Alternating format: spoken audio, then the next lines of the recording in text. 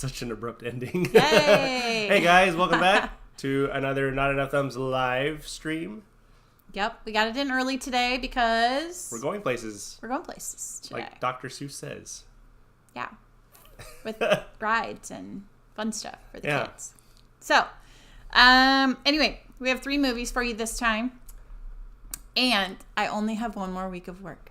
So, That means maybe more movies. to come. starting in June. And we will reveal what June's theme is later. Can't wait.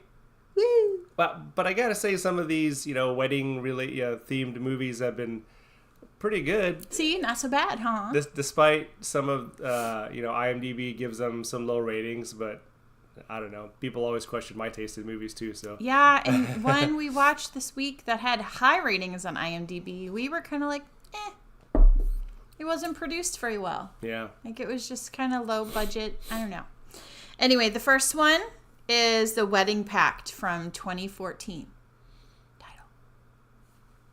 The Wedding Pact from 20... Where'd it go? There we go. 14. 2014. It's like 9. Hopestarwanted.net. So, this is a movie with Haley Duff. I haven't seen the Duff sisters in anything in a really long time. And, I mean, this is 11 years old, so. So I found out while on IMDb with this movie, just kind of looking at what other films she's been in, she played Summer Wheatley in Napoleon Dynamite. She's the blonde girl. Oh, yeah. I had no idea that was her. Yeah. Yep. And this is 2014, and Napoleon was early 2000s, so Yeah. yeah, much younger in that movie. I haven't seen anything from either of them lately, so I don't know.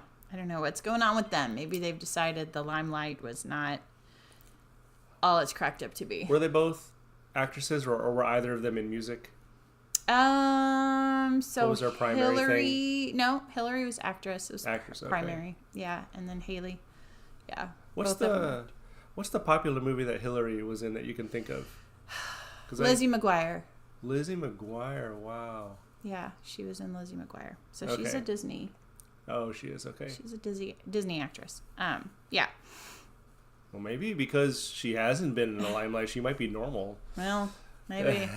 Who knows? Yeah, all those Disney actresses do kind Kind of fall off the deep go end. rogue there for a little while Yeah, before they come back, or some don't come back. Brittany, sorry. yeah. Anyway, so The Wedding Pact. So this one was about these 2 friends, a guy and a girl, of course, and they were friends in college. They were going to go off and do their own thing, but they made a pact with each other that if they were still single in 10 years, they would marry each other. Because the guy really, really liked her. Really liked her. Even then. But He always she did. was kind of wishy-washy. Yeah, Like, wanted her goals first sure. before him. Mm-hmm. And she dated other people and all of that. So they were really just friends in college. They weren't romantically together at all. But then 10 years later, his friend encouraged him to make contact with her, saying she wasn't married yet. He had been snooping around, and she wasn't married. So the guy decided to go on this adventure and go find her. And he's coming from all the way in the East Coast, so he's traversing the whole country in order to find her. Yeah, and go to her. Yeah, based on what his friend said, that she's not married yet. And yeah, he just picked up and went. And that's where, this segment of the movie is pretty funny, I think. Yeah. So he gets there and he finds out she's not married, but she's engaged. Yeah, what a to a terrible guy. What a bummer, he's yeah. Not a good guy. He cheats on her and he's just disgusting. And that part his character reminded me of, I can't remember the character's name, but in The Wedding Singer, the Miami Vice guy that Drew Barrymore was with was very selfish and not really about her. And so this guy in this movie was very much like that. Didn't have any regard for her really, and gave her guilt trips a lot, and yeah, almost a mirror image or mirror character of, the Wedding Singer guy. Yeah. But what happened? Do you remember what happened while he was traveling to California? What things he ran into? Well, clearly you do, so tell us about it. Well, he was going for a wee, in the parking lot, in an empty parking lot. Oh, right. And then the girl, the redhead. Yeah, just on a bicycle, a regular bicycle. Tries to pick him up. Yeah. And he goes with her to her house. And then her brother. Makes some dinner. Yeah, and they're talking and whatever. And then her brother comes home and he does this weird voodoo stuff out in the yard. Yeah, and because they're dressed in white robes, hooded. You see where he suspects Ku Klux Klan and asks them about it. And they said, no, we're just Heaven's Angels or something they called themselves, a biker group. Yep. And he gave him a hard time. He kind of liked the guy, and so that chemistry was kind of funny there. And he was telling him, I can't remember the main character's name, but he was telling him what he was doing, that he was on his way to visit this girl that he really loves, and that was that. They sent him off on his way, and they gave him a business card so that he could call them anytime for help. Yeah. So that part was really funny. They come into play later on in the movie, because I was trying to figure out, well, how do these characters fit in this movie, because this seemed like a random encounter of this, this lady that is just attracted to him right off the bat and makes him dinner, but he tells her his story and she is charmed by it and supports him and stops trying to seduce him. And interesting brother sister. Yeah. They come back into play at the end of the movie too. Yes. They come and help him. And it's you kind of get to see the main guy and then the fiance interact at the bar a couple times, and they towel whip each other. Yeah. So apparently there's a towel whip corner at this bar, because that sounds like a great idea to have drunk people go and whip each other with towels. It sounds, post. They call it the whipping post or something. So, I mean, sounds like a brilliant idea, right? I mean, what bar sounds like a very guy idea. Want to have a whipping post? And then you had this big burly bald guy that looks like a bouncer officiating the thing. And but the two guys, they never really got along, and he's questioning, man, what are you doing here? I don't know if Haley Duff's mother, if she was wondering, what are you doing here, or if the friend, if she really just bought the story that, you're just visiting. But I don't know. He does tell her at the end the reason he came, to fulfill the pact, and they do end up getting married. She leaves the other guy. She realizes that he's scum. Yeah. He's been cheating on her and just didn't really care for her in that way. It was more of a business deal for him than it was. And that was the thing. There was a hidden business deal going on with her mom and his dad. The mom was going to lose her property because of some bidding war or something that went on earlier. They had helped him out a long time ago, because Haley and her mother were in a bad place, and so she met this guy who happened to be tied to this. He and his father have this big corporate. Well, the father owns the business, and they bribed him and all of that. He held that over their heads essentially, and did not want his company being tainted by the marriage not going through. Right. Yeah. And it didn't go through anyway. So. Yeah. Haley's character realized that that's what it was about, not about loving her necessarily. So she ended up with the other guy who did love her and had loved her for over 10 years. Ever since. Yeah. So, cute movie. I thought it was pretty good. Yeah. It kept us wondering what was going to happen next. Yeah. The middle was interesting with the run-in with the brother and sister. Yeah. We're like, man, where's this going to go? Yeah. This is a little weird. But they came back for, I guess, revenge with the antagonist of the story. Yes. So, now to our rating. What would you rate this? I'd give it a 7. Yeah, 7 to a 7.5, I would say. Also, no, the really odd behavior by Haley Duff's character is that she's a fiance, and she was kind enough to let her friend stay at their place. The mother's there too. But then there are instances where she's getting just really physically and intimately close with him. I think she was thinking best friend kind of thing, but he was thinking more that it was leading to intimate. Is that weird? She's about to get married? Yeah, probably is a little off. It seemed, it seemed kind of weird. Yeah. But yeah, she was going one direction, he was thinking another. So, entertaining overall, though. Would recommend. Would we watch it again? One time is good enough. Production quality is a little different. The fadeaways from scene to scene kind of remind me of a Lifetime or Oxygen kind of movie.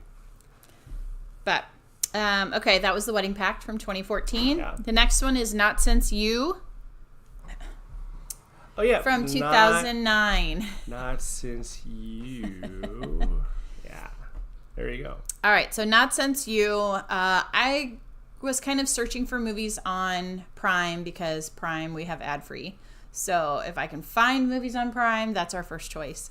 This one popped up. It looked like a low budget movie, but it had fairly high ratings on IMDb. So I thought, we'll give it a shot. It had some familiar faces that I had seen in some other movies way back. The only guy that looked familiar to me was, I guess, the a former. So Desmond Harrington is in it. Yeah, he's familiar. He was in other movies, and so is Christian Kane. I've seen him in a few other movies. I know the Desmond guy from Ghost Ship. He was the primary antagonist in Ghost Ship.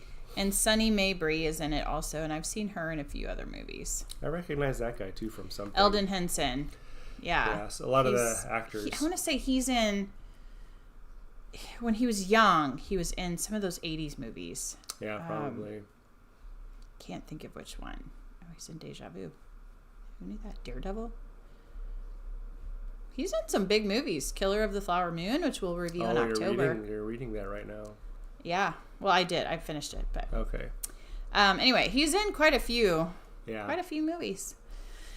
But anyway, so this one was about a bunch of high school friends who... They're adults now. Yeah. They kind of got separated through their adult years, went off different directions, went to all different places. Some had romantic stuff that was kind of left hanging that they never resolved in their teen years. They all were brought back together by a sister's wedding. So one of the sisters of one of the girls was getting married and invited the whole crew back. And so they all come back for this wedding and then have to sort out the stuff that never got sorted out when they were last together. Is this happening over a weekend? Is that the period? Yes. The time period? Yes. So a lot happened in that weekend. Yeah. One of the girls had been married then to someone else, and the guy that she had dated in high school was one of the ones that came back, and they had unresolved stuff between them. So he, thought there was still some interest, but she had to kind of tell him that was in the past. We weren't meant to be together in that way. We were not right for each other at the right time. Yeah. So that was kind of how they ended that, which I thought was good, even though they kissed and some other things probably a little too close for her being married. She's putting herself in a situation where they're just alone. Yeah, so not a great plan, and she was just kind of wishy-washy, and her husband was like, "Hey, you got to choose. It's either me or him. Like we're not going to do this sharing each other thing." Yeah. And I don't blame him. That's weird. So he basically said she had to make a choice. Yeah. And she did. She chose right. She chose him. But it's sad that there was even that. Right. Yeah. That for her she let that creep get in. That far. Yeah. And then. Was there another? Then there was some 9/11 history that was going on there. A couple of them were direct witnesses of 9/11. The one guy, he had been drinking the night before and was drunk and woke up late and didn't make it into work on time. He made it into work where he worked in the Twin Towers. He made it to work just in time to see the first plane crash into the tower. So he kind of... So ever since then, he would get drunk all the time because he said that was what he thought saved his life, was being drunk saved his life. And so he was kind of ruining his life by constantly getting drunk, but saying that that's what saved his life. So it was kind of this PTSD stuff going on with 9/11. I don't remember that character. But that was the guy, the long-haired guy, redhead guy, that ended up staying behind with the redhead girl. Oh, yeah, and didn't that's go right. back home. Yeah. Fudge, they called him. Yeah. Yeah, the other girl was, sweet to him, and they kind of liked each other. And she wanted to hear his history and how he felt and kind of tried to help him through that, which was good. And then he realized he needed to stay with her because she was the only one in his life that really tried to help him get through that rather than ignoring it and trying to get him to ignore it. So she showed him around town. There was a small segment of that, just them getting to know each other better. And she was kind of wild-hearted like him, so it fit. Yeah. They fit each other. Yeah. So there was some romantic interest going on. There was some decisions that, they needed to just part ways and not see each other again, that would be easier, that kind of thing. And then they took a last picture with all of them together again as they went about their lives. Yeah, I think there was a flashback to a time where they had a picture. Yeah, and so now kind of a reunion picture again. Yeah, so it was kind of neat. It was a lot of stories going on and a lot of different things going on. The acting was decent. Yeah, but the filming was hazy, low grade filming. It seemed like. Yeah. I don't know why, because the acting was fine and the character's story was good and it kept us entertained. And wonder what production house it was. I don't know. It was weird though. The production quality was weird. Did it have the Lifetime feel to it, or not really? No. Okay. Actual movie feel. You watched part of it. Yeah. Actual movie feel. Yeah. I would probably give it a 7 out of 10. I agree. Yep. Yeah. Would I watch it again? No, probably not. But a one-time watch. Just a one-timer. It was good. Okay, and then the last one, The Princess Bride from 1987. I'm sure you've all heard of or have seen The Princess Bride. If you have not, get on it because it's a good one. It's funny. Marriage. It's what brings us together. Today. So that's a famous quote from the movie. Love. Go on. I don't know the rest. Okay, then we can move on. So it's about this boy who's sick. His grandpa comes to take care of him because the parents have to go out of town, and the grandpa brings a book. And the book is The Princess Bride. Is this thick? It's thick. And the boy's like, oh, great. Now I'm sick and I'm stuck here listening to this book. Yeah. But he ends up getting into it because there are monsters of a sense. And there are giants. And there are six-fingered people. And all kinds of these characters that bring the story to life. And the boy then has an interest. And he starts being interested in Princess Buttercup and... and the masked man. I can't remember his name. Wesley. Wesley's characters. I like the way the story was presented in that they tied in this fairy tale with, in modern time, the little boy who is actually Fred Savage from The Wonder Years. If you've ever watched The Wonder Years with him, and so they tied the fairy tale story to. It's him being sick in bed, and he was just being read to. Yeah.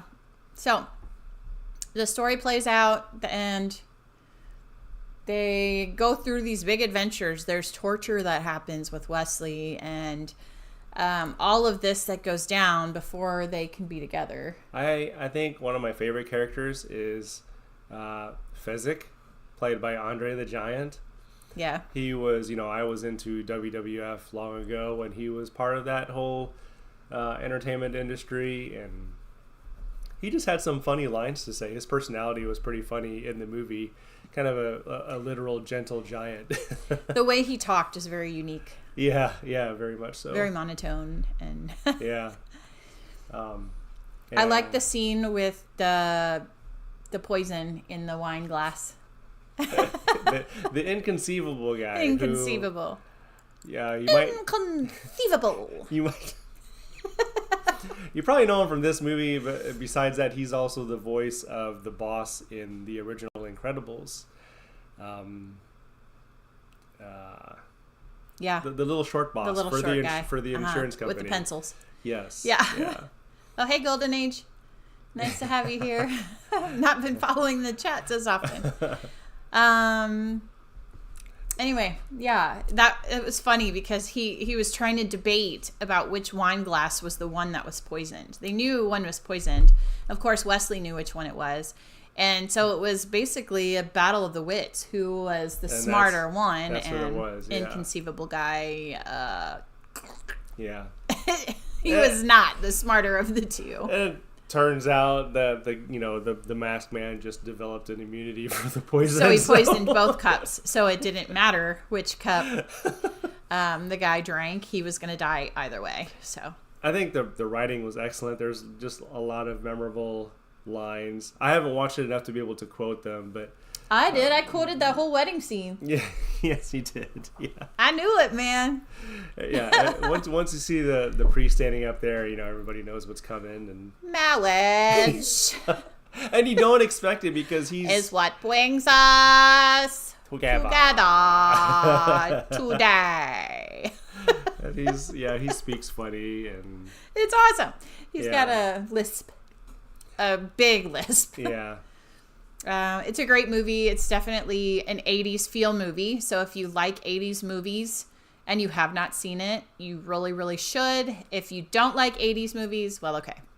And then you're not going to like it. and then you have Inigo Montoya.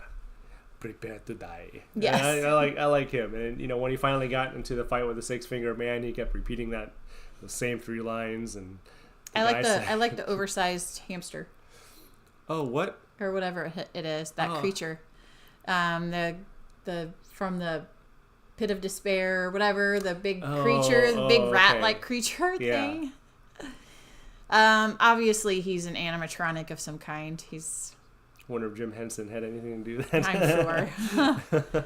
An early animatronic, so very, very early robotic kind of creature. But just, a really fun, nostalgic and great movie altogether. Very rewatchable, I think. Oh yeah, we've watched it millions of times. As you wish. Yes. So it's a good one. I mean it's up there for 80s movies for me. I would probably give it a 9 out of 10. Yeah, I was gonna say 8.5. There you have it. 8.5 to 9 out of 10 for The Princess Bride. Would recommend. Is watchable more than one time for sure. And go see it. It's on Prime, is it? Is that where we watched it on? Or Disney. It was on Disney. Yeah, there you go. I don't know when Disney took over the rights to that movie because I don't think it was originally a Disney movie.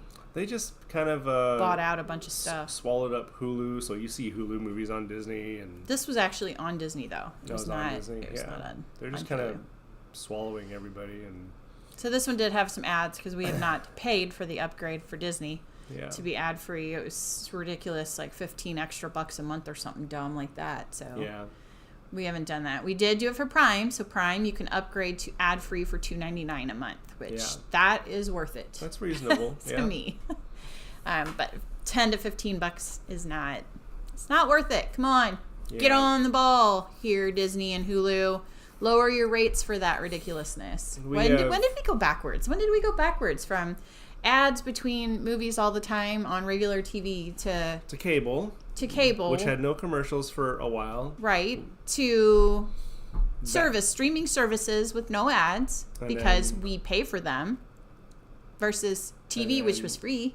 Right, yeah. Which now we have to pay for no ads again. We went back to stupid ads. Kind of like the cell phones, how they started out as these monster devices. Then they got tiny, flip. Like super tiny. And now they're big again. Yeah. What is the deal? Come on, people. Oh, anyway. I say bring back the flip phone with hard physical numbers. I miss that. I want that. You're alone in that one, though. I could do that. You're alone. And you have to send text messages by cycling through the different letters by tapping numbers? No, he's alone on that wish. Think of how short messages would be. Yeah, because people would be like, forget it. It's easier to call. I'm just going to call you. I'm not going to text you anymore. That is true. It's probably better to call rather than text anyway, because a lot can be misinterpreted in text. It's funny how people, and now that we're getting off a tangent now. We're done. you speak formally and end things with a period instead of an emoji. People might think that you're... Well, and apparently it's not a thing to end a sentence with anything anymore. You're just supposed to leave it hanging. No periods, no exclamation points, no question marks. Just leave it hanging. Grammar out the window. I had a good 8th grade English teacher, and I had a fantastic technical writing teacher in college, so he even said all of your emails need to be formal. I go, wow, okay, well that's a little much, but I'll at least capitalize my first letters and punctuate. Well, and I think it's laziness. It's laziness now. Yeah. These kids are just lazy. They don't want to end in punctuation. IKR. They want to be lazy. IKR. It's so stupid. NP. Stop. It hurts. Okay, guys. Anyway, that's all we have for you today. We have one more week of wedding movies. So we'll see what we bring to you. If you have anything you would like us to get in our last week, please let us know. Put it in the comments or send us something. And subscribe, and ding it. So yes, you don't want to miss this. Right. We'll see you on Tuesday for our Tuesday movie